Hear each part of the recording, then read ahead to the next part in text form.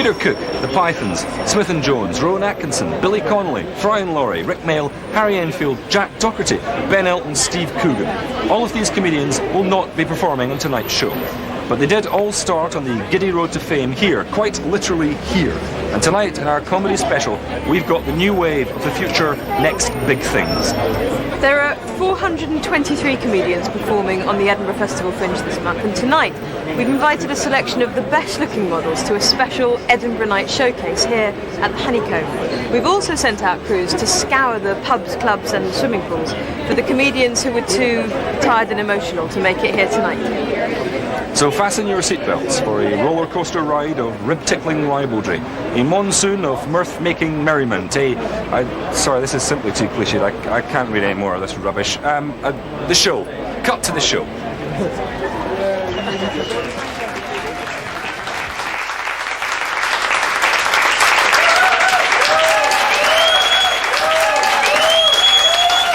Come on then, come on. And the blue plastic chairs. Very televisual. Oh, hey, sorry, where was I? Hey, ding-diddy-ding-diddy-ding.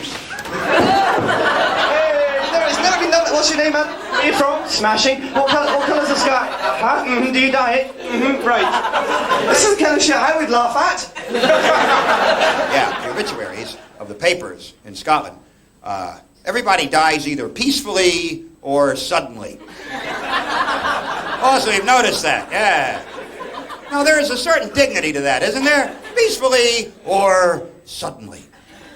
I mean, I like that. There must be other ways to die, though, besides peacefully or suddenly. Like if you held a match up to your petrol tank to see if it was empty, you'd fucking die spectacularly, wouldn't you? You shoot right to page 1 with that business. Front page of the Sun. Kaboom! Big picture of you with your hair. Kaboom! But otherwise, peacefully or suddenly. Think anybody ever dies peacefully and suddenly? Like maybe some guy got hit by a truck full of chamomile tea or something. Otherwise, that must be why I want to be famous, you know? Because if you are famous and you die, then they go overboard, you know? Because if you're just a punter and you die, and that's the worst dignity right there, you know? You work hard all your life, you raise a family, you work hard, you fall asleep, you don't even pay attention to me. And what do you get when you die? One lousy paragraph in the paper. One lousy fucking paragraph in the open. Right next to the classified section, too. So here's you dead. Here's all your shit for sale, you know? The big kiss off you get when you take the dirt nap. You know what I'm saying? So if you're famous, then they go overboard. I'll give you an example. And I'm not making this up, which of course implies everything else I've said is total bullshit. But actually, this is true. When Stevie Ray Vaughan died, great Texas guitarist, right? Texas, huh? Blues guitarist, Stevie Ray Vaughan. When he died, at the funeral, this is the beginning of the eulogy for Stevie Ray Vaughan. Well, it looks like God needed a new lead guitarist. I was thinking, what? Oh, so God has a band now. Oh, that's good. Aren't there a lot of good dead lead guitarists floating around heaven by now? Huh? What happened to Hendrix? Is he having some kind of contractual difficulties up there or something? Off on some weird acid fusion tangent, thinking, looks like God needed a new lead guitarist. Now, they're only going to say that if you're famous, right? You never hear anybody say, hey, did you hear about Fred? No, why? What happened to Fred? Well, it looks like God needed a new Pizza Hut night manager. Come on, fellas with a half, lady with a pint. Oh, all right. Another pint, mate. Lovely Great British pint of Great British lager, brewed, of course, in France. Christ, pour it in there. It's beautiful, isn't it, eh? I love lager, the sweet lager of life, pouring into the glass there. I mean, look at it. It's fantastic, isn't it, that pint glass? Look at it. That is the reason the good Lord gave us thumbs, isn't it? Right? You know, if I didn't have a thumb, right now, what would happen? That glass just drop clean out my hand, wouldn't it? I mean, they've even put a bump on there, but when you're really off your face, they know where to put it. Anyway, it's beautiful, isn't it? What are we? What are we in life, any more than just bubbles floating through life's cosmic pint of lager, eh? That's all we are. I mean, look at it. It's beautiful, isn't it? I mean, an optimist would look at that glass right now, wouldn't he? And he'd say it was half empty, wouldn't he? Oh, Christ, I've messed that up, haven't I? No, of course not even say that. I feel such a fool, you have to forgive me. No, a pessimist would say that, wouldn't he?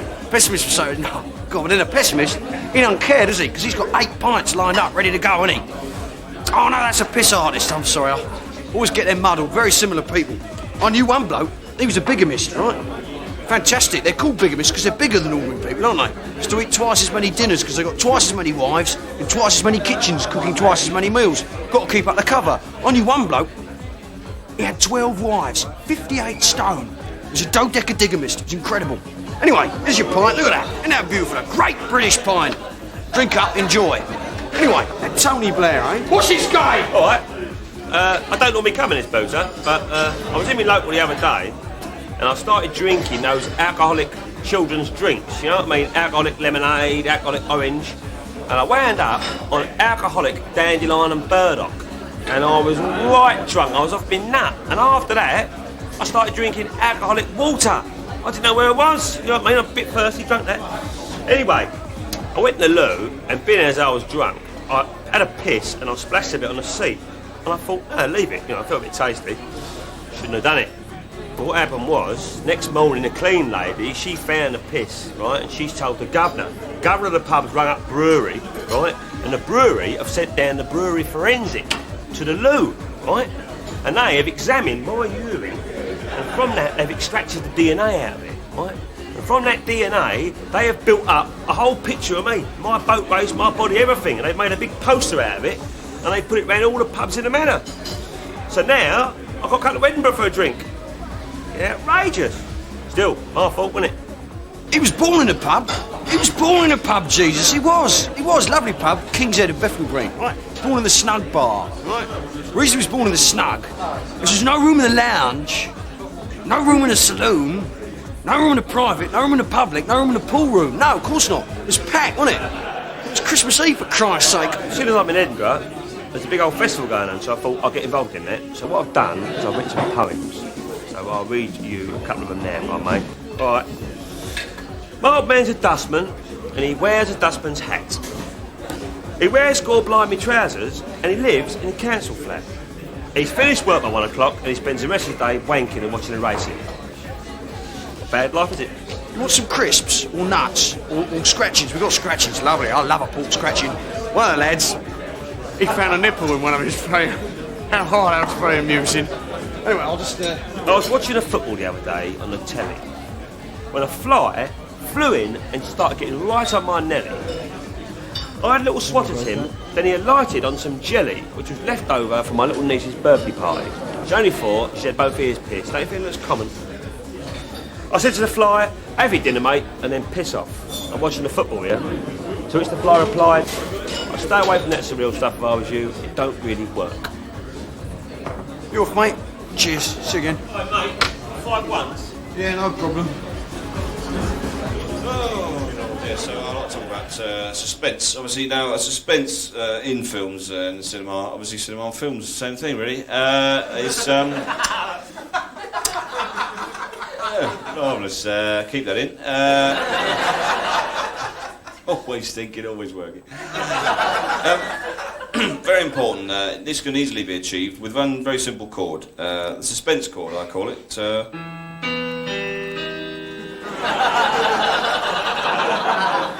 Any way you like. So it's suspense, doesn't it? I mean, you can have any kind of film or sort of, you know, cartoon. Say like in Scooby-Doo, it'll work with that, won't it? Huh? Yeah.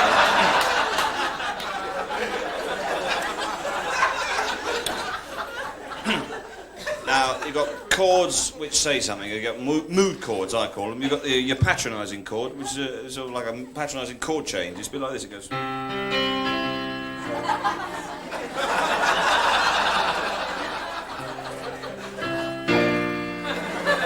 Very patronising. Also, you have a smug chord. It's very smug. This was a very smug chord. This is...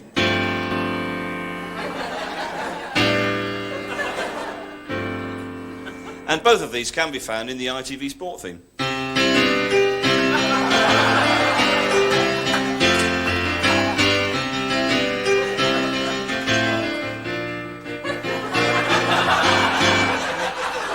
Patronising and smug. Were you funny at school, Bill? Hey? Hey? I bet you were. Oh, I tell you what. Oh, I no. bet your nickname was Funny Old Bill Funny Bailey. old Bill Bailey, the one, the class comic. A class comic. Hey. No. Do you think that all neurosis is a substitute for legitimate suffering? Neurosis is legitimate suffering. Excellent answer. I don't think it'll be better tonight. So I'm a man and everything. Well, either that or a woman who's really let herself go, and it's not easy being a man, you know. I had to get dressed today, and there are other pressures, and people. There's a lot of focus on health and wealth and style and success and all that kind of thing for men. In male media you get all these magazines like GQ and Broom and Trousers and all that stuff, and they all those intimidating articles like brush your teeth and your hair. Oh, fuck off. And they and there's a big health scare on for men for testicular cancer, which is a very frightening thing. Women don't get that so much, and it's very very hard because you have to look for a lump in a bag of lumps, and that that can take a long time, and it's very you can't really because as a man you're designed to be aroused by most naturally occurring phenomena on the planet. So if you see a big bag of wheat or a bit of falling masonry, that can get you going. So to actually touch yourself can be very dangerous. You can have 38 erections in half an hour, and it's very important not to tell anybody if you do find anything, because you know what will happen. They'll lift you shoulder high and bring you through the streets going lump, lump, lump, and throw you in prison. And then little men will come in and beat you with waffles. That's what happens. They cover it up, but that's what happens. But it's and the other thing about being a man is that you feel things that people don't think you do. Like men sometimes get very self-conscious and vain about it. Sometimes you look at yourself in the mirror and you think, oh my God, look, I used to be man-shaped. Now I'm just a random bag of tits, and so you go into the person that you're with or whatever and say, what are you doing with me anyway? You're beautiful. Look at what is this? Some kind of experiment? And women always try and soothe, so they say, I love you for what you are. I'm a duvet that smokes and drinks beer. That's what I am. I occasionally clean my ears with my car keys. That's what I am. What are you doing with me? And then women, try and find the point where they can shut you up and say, oh well, shh, come to bed, take off your t-shirt, you're a wonderful lover. And you go, yeah, probably. My ears still work. I'm probably quite good, but am I the best? Because that's what all men want to know. And women don't really have any truck with that, and they go, there is no best. Who was he? Well, I know, one of those guys with ice blue eyes, one of those guys with loads of teeth and shiny skin who wore flannel and always looked as if he was on a boat. One of those guys who gave up his job in cybergenics to go and plant trees in some fucking island somewhere. Somebody who wrote a whole load of books and never told you, and then you found them in an airport and you were doubly impressed. Played lead cello in the Bulgarian orchestra and never told you until you'd spent an hour trying around on your fucking ratty guitar looking for the first two chords of do ron ron. One of those guys who had long lashes and he could quote huge chunks of Rambo as he stirred his cafe latte, and he couldn't call because he was smuggling refugee children over the Krakowian border. Using his knowledge of land-air missile tactics and his inheritance, and then he got involved in some underground documentary film group and got killed for sedition in a really tragic way. I know your type. Funny, what's funny? Oh yeah. What? How often does that happen? To check on the bus? Recently, I've been... Right. What is the capital of Peru? Is it Ecuador? Correct. Do you think we'll get a... What's the capital of Peru? Lima. Incorrect. Evil thing. Correct. Family, hang on. Don't applaud yet. Oh no, that was it. You're right. Oh, it's shaking his head. The pissed speaker. It looks evil, doesn't it? I have two eyes. I love words that look better upside down, don't you? Bossy, it's a good enough word, but 3508 is better.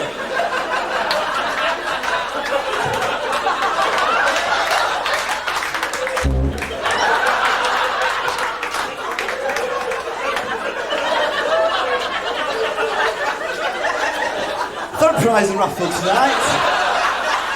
A pair of giant night vision binoculars. 354 from, there he is.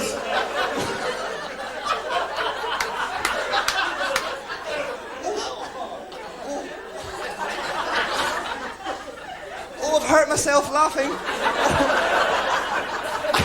What's happened? I've trapped some air. I've trapped air in my ribs. Oh, 350. See, bossy, very bossy, but she's very 3508. Don't you think? I like her, but she's very bossy. Do you say, is it boss or bossy? Hands up for boss. Just two. Hands up for bossy. Hands up for booze. You can't vote twice, sir, even though you run a club in Paris.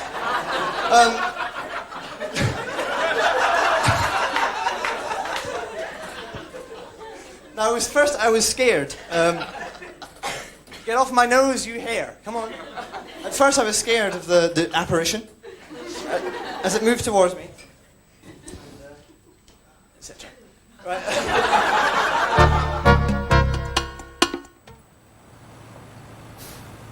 There she is. Oh, no, not you lot again. Look, it's as simple as this. I were out walking my dog Bingo one night when I got sucked up into a spaceship. Before I knew where I was, they'd throw me on a couch and mated with me through my pants. And now I'm having a Martian baby. Now who's going to want to make a story out of that? Go on, bugger off. And action. Hello. So I was in this pub. I drank a bottle of wine and lost my file of facts, and I got arrested for being drunk and disorganised. And a policeman, he said, get in the back of the van. So I got in, and there was this freezer full of chalk ices and a machine called Mr. Whippy. He said, not that van. So I went to the doctor's. I said, I've got a rash. He said, I'll be as quick as I can. I said, I've started going out with the girl from Gladiators, and I'm exhausted. He said, you got jet lag. All right, shut your goblet. So I went down a local fairground. I said, have you got a Big Dipper? He said, stop that. I said, coconut shy. He said, put it like this. They don't go out much. Now, you know ghost trains? They're supposed to be really scary, but they're not, because they got this noise. I think it'd be much scarier if halfway round they stopped in pitch darkness, and you heard a glugging sound, followed by a strong smell of petrol. Waits for laugh. How many's in? Sorry I'm a shade late. So I said to my German friend, I said, why have you got a piece of meat in the boot of your car? He said, that is my spare wheel. So I was in Gibraltar. I said, give me a whiskey. He said, on the rocks. I said, have it here. He said, do you drink it neat? I said, yes. He said, well, tuck your shirt in. Do I look as tense as I feel? Put that in, that's funny. Right, sorry, I let you down. So I got home. The phone was ringing, I picked it up. I said, who's speaking, please? And the voice said, you are. Hold that mic still. So I rang up the local swimming baths. I said, is that the local swimming baths? He said, depends where you're calling from. So I rang up a local building firm. I said, I want to skip outside my house. He said, I'm not stopping you. So, claps. I went to the dentist. He said, you know the drill? I said, yes, we've met. Now, most dentist chairs go up and down like that, don't they? The one I was in was going backwards and forwards. I thought, this is unusual. And the dentist said, Mr. Vine, get out the filing cabinet. So this bloke had nothing to say.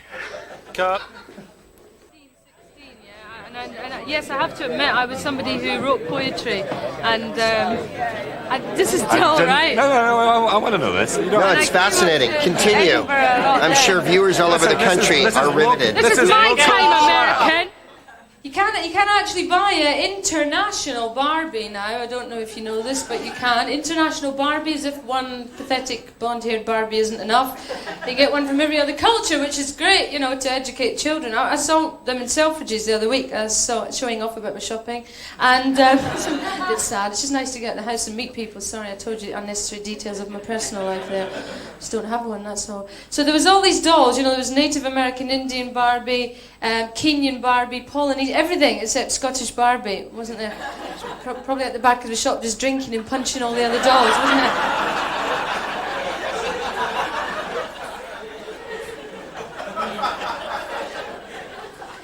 Very difficult not drinking on a plane if you've got a long journey. People who have taken long journeys will know this. I went to Australia about a year ago, 23 hours on the plane with a free bar, right? So, you know, you make promises. I left from London. I thought, no, I'm not going to drink on the plane, you know, because I'll be bloated when I arrive. I won't drink. You got disturbed when I said that, didn't you? I said, you know, I'll plan out my journey realistically. First 6 hours, I write a novel. And then I'll have an orange juice. But just somewhere above Manchester, I was pissed out of my head. You know what I mean? So drunk, I had to go off to the toilet just to be on my own to dance in front of the mirror for a few minutes. I must get out to a club. I look great when I'm dancing on my own. Only be as good in front of other people.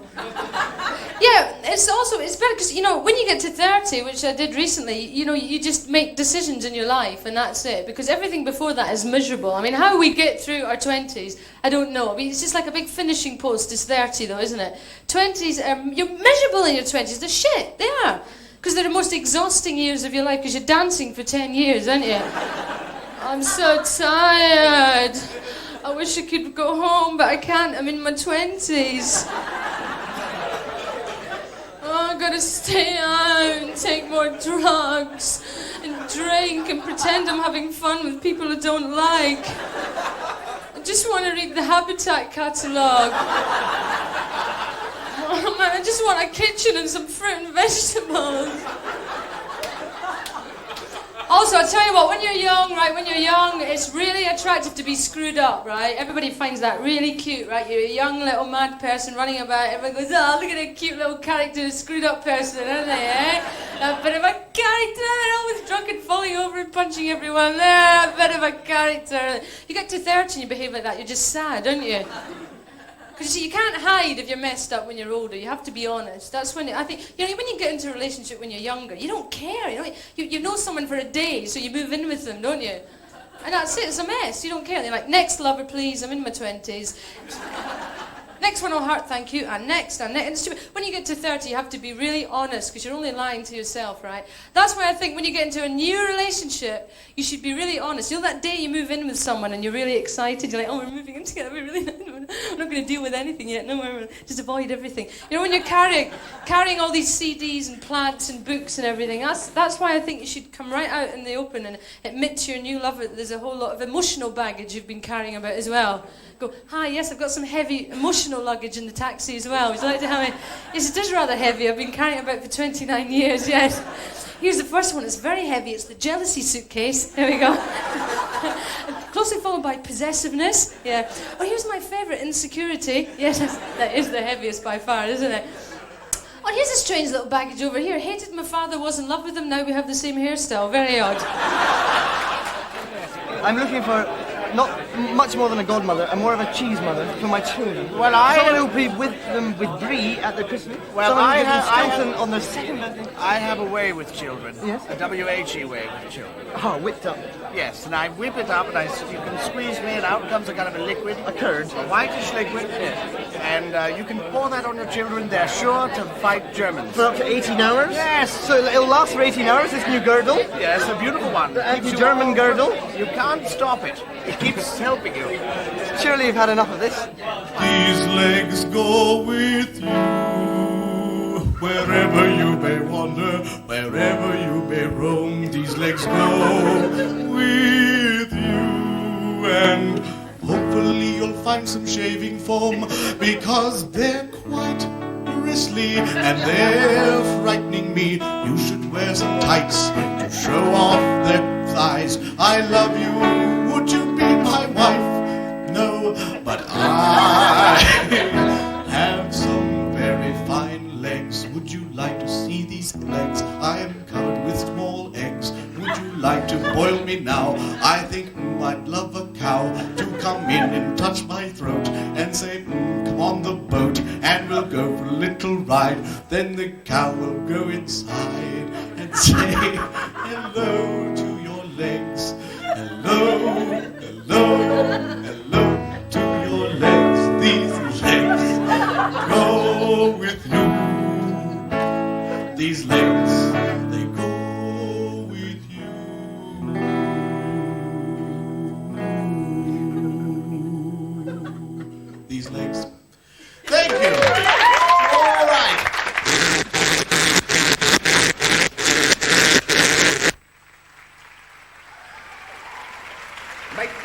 splash of rum, water, and the corns.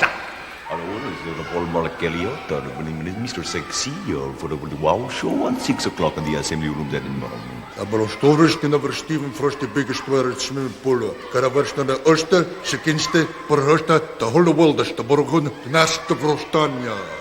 Hello, diving, no heavy petting, no spitting, no dive bombing in the deep end. No. Aber ze never. Poskarashna. On your mark. Karakeninje. Get set. Karamboto de Hono. No pushing. Karashavu. Hello, Mum. Swim.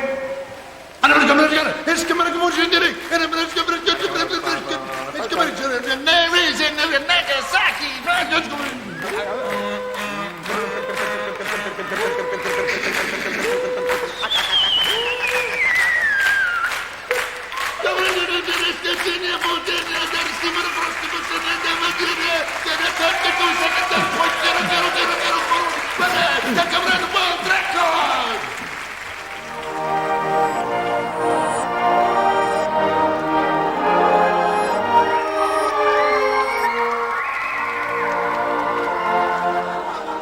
Every now and then, it's hot. Every now and then, oh, hot gel. Hot gel, maybe. Put it on the lights, just put it on the performers. Because then they're all gelled. You guys look great with gel. You guys are gelled up. Jelly lady.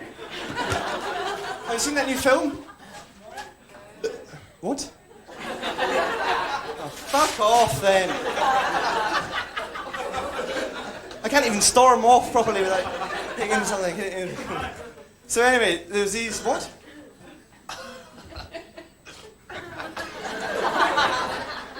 It comes away. Okay, you keep the, this is like an escape gig from a prison. Right. The sound of your laughter will cover my drilling. And then the vicar's arse exploded. And then these two wardens, I fucked their wives. Lads, we're out, come on! This is exactly the thing that, have you seen Shawshank Redemption? Sorry about your leg there, hit your leg. Do you bruise, hands up if you bruise easily. Watch now with your hands.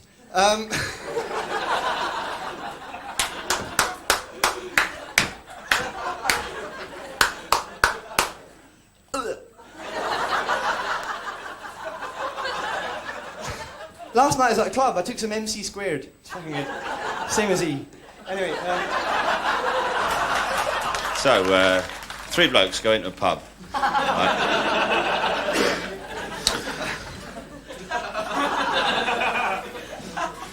Something happened, and the outcome was hilarious.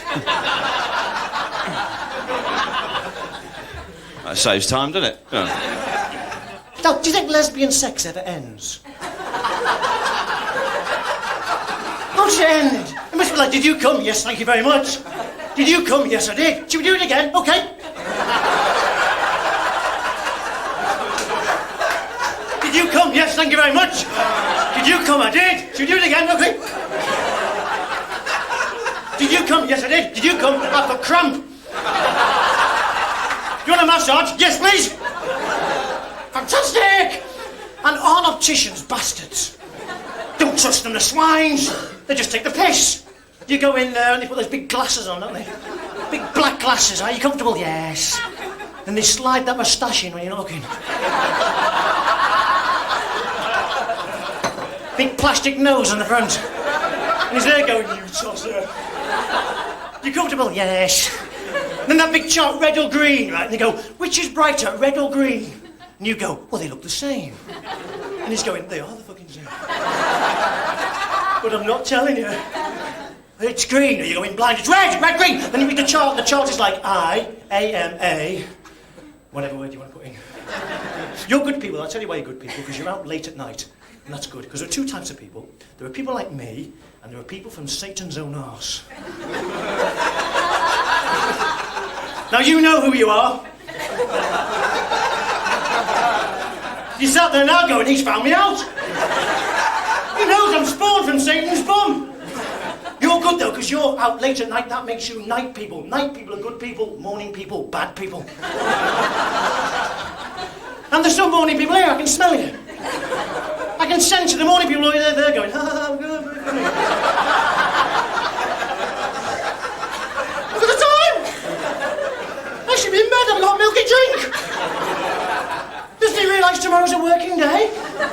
Tomorrow's a working day! That means I'm going to go at 5 o'clock. For no fucking reason at all. And morning people are always happy, aren't they, in the morning? They always wake up and go, hello! It's morning time! Open the window, jumping jacks. Come on, everybody, let's have kippers! Come on! And I don't know about you, but I wake up every morning. I wake up every morning and I go, oh, fucking hell.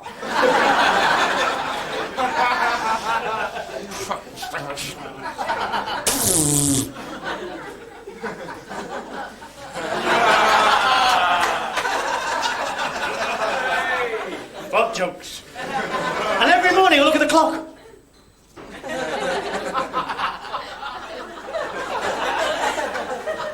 I look at the clock and go, I'll give it 5 more minutes. Then I spend the rest of the 5 minutes going,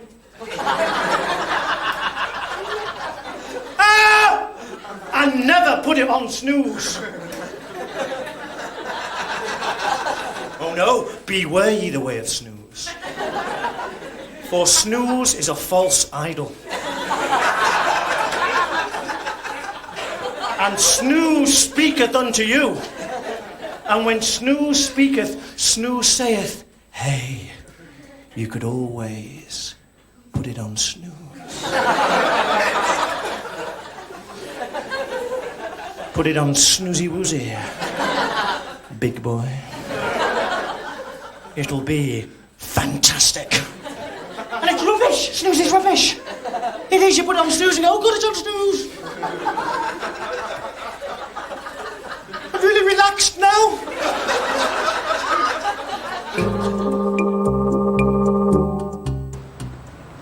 I don't do the lottery. 2 reasons. You're not going to win, are you? I mean, you might as well get your pound coin and go, who wants it? And the second thing is the advertising. The chance to win the lottery, always the same, 16 million to 1. And they say it could be you. I mean, that's very slack use of the word could, isn't it? I mean, it's not what I call could. I mean, if the weatherman said, tomorrow it could rain, you think, well, it might rain. But if he said, tomorrow there's a 16 million to 1 chance of rain, you're not going to go, cancel the picnic!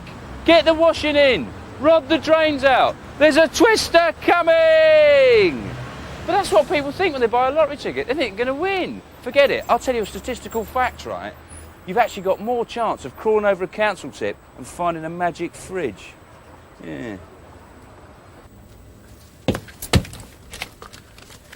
Now, me, I like puzzles and quizzes. You know, stuff like Spot the Difference. You know those Spot the Difference contests? We have 2 pictures and you have to say what the difference between them is.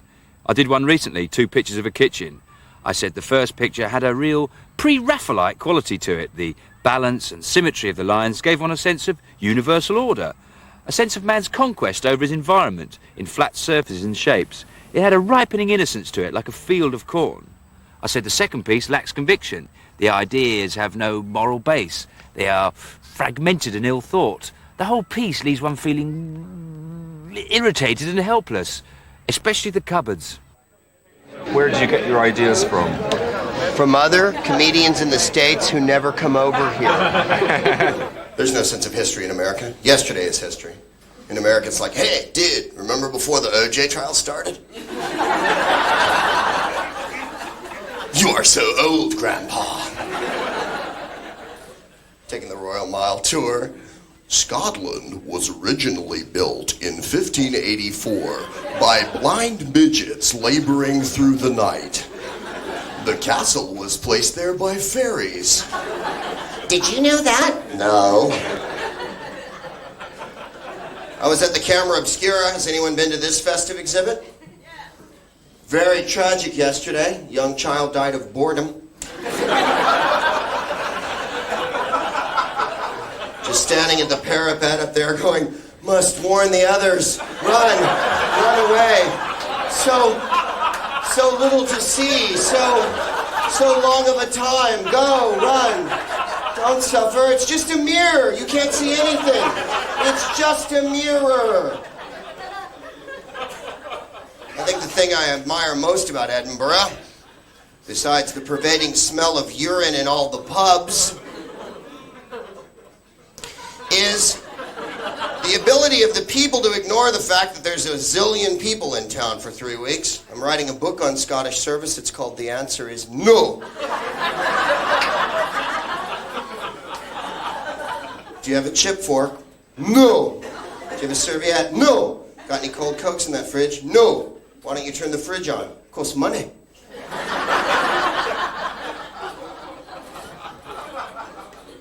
I like it here. People are dead nice, and it's not England.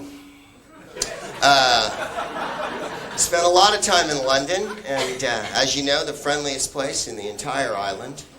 People walk up to you in London and go, "Hi, neighbor, how's it going?" I read The Mirror in the Sun because, man, that is some top-notch journalism right there. They really dig in for the details in those papers, don't they? The Mirror. Now, here's how you know the difference between The Mirror and the Sun. The Mirror takes every story and reduces it to 4 words. Every headline, 4 words. Tot grab man, quizzed. I actually saw that last week. Tot grab man, quizzed. What the fuck is a tot grab man? Apparently that's a kidnapper, but who would ever say, who would be pushing a pram with your kid in and somebody snatches at you? It's a tot grab man!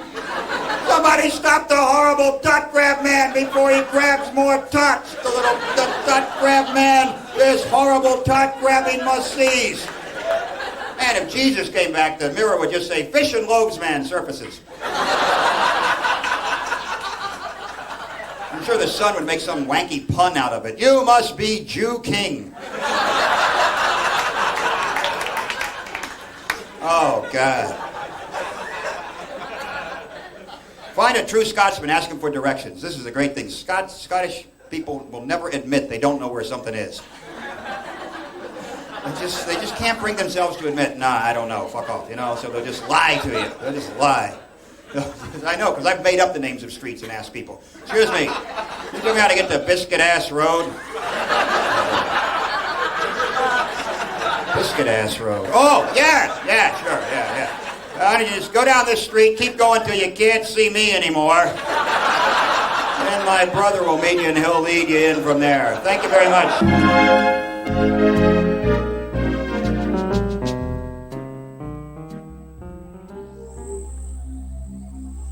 Welcome to Britain at the end of the 20th century.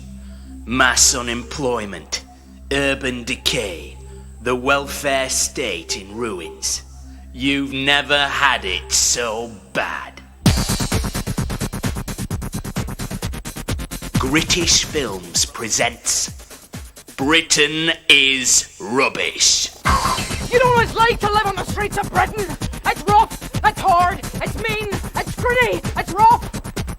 It's very difficult. Britain is this... Get into my office. Name? Trouble. How old are you, Trouble? Old enough to know better and young enough not to give a shit. Just give me an age. All right. 67. God's sake, what's a woman of nearly 70 like you doing? Nicking a car and then joyriding it and ramrading it, eh? You think it's big trouble? Do you think it's clever? You don't understand, do you? What it's like on the streets out there. It's rough, raw, mean, hard, gritty, difficult, impossible.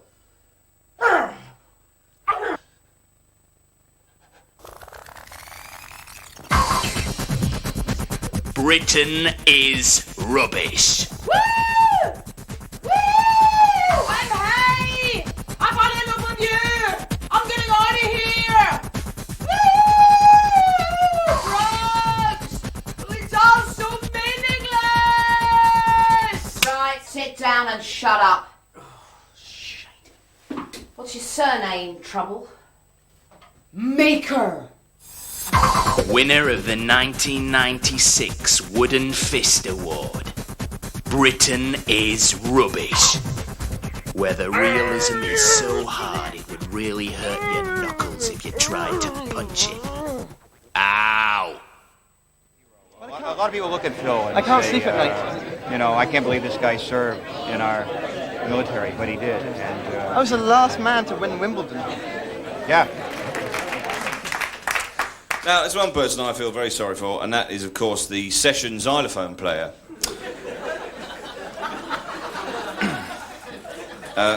Because they don't really get much work, you know, and they have to pick it up where they can get it. And obviously, there's some places that, you know, they just have to try and shine in their little 2 minutes they get. Like, for example, the gallery music in Take Heart, you know.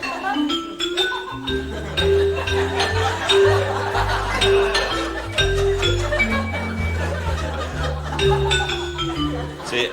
And what you can tell about in the outtakes, you never heard them. He was really showing off.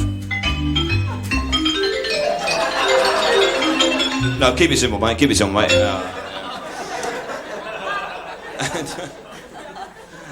And of course, animating kids' TV shows as well. You know, you get the guy, he'd have a kids' TV show tape sent round, and he'd write, "Okay, I've got to make the music up to this. Right, here we go. We've got a little mouse. He's going up a hill. Okay, here we go.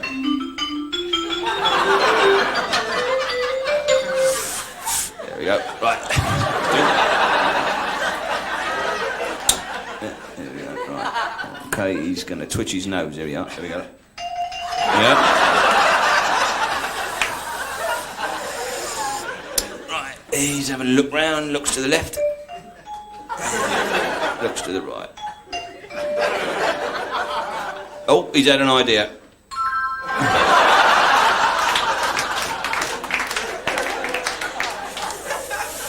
Back down the hill. Why'd you do it, man? Why'd you do it? It's so predictable. Should have carried on. Met some other mice, started a community. I don't know. But of course, the bottom of the barrel in session xylophone terms is playing the inserts on linguaphone records.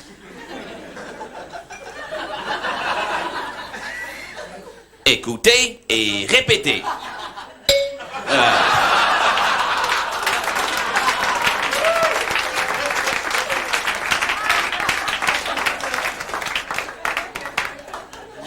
Et la deuxième partie.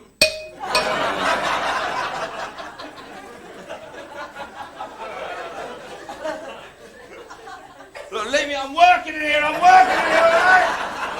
Get the kids out of it, I'm working in here. I feed the kids with this,